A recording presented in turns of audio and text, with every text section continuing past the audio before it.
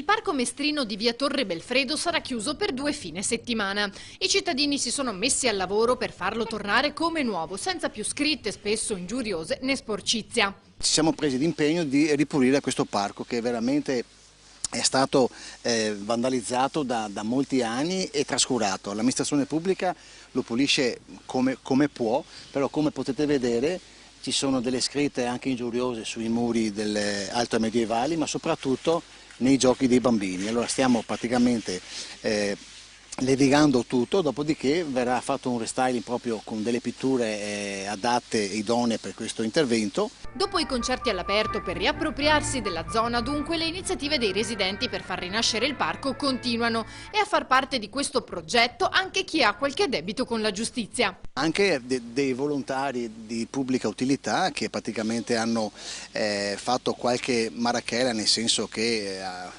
piuttosto che aver risposto male un pubblico ufficiale o essere, diciamo, ripresi dalle forze dell'ordine con un tasso alcolemico superiore alla media, si sono resi disponibili, anche perché sono stati, fra virgolette, indotti dal giudice a fare appunto lavori di pubblica utilità, e noi abbiamo pensato di utilizzarli per questo restauro.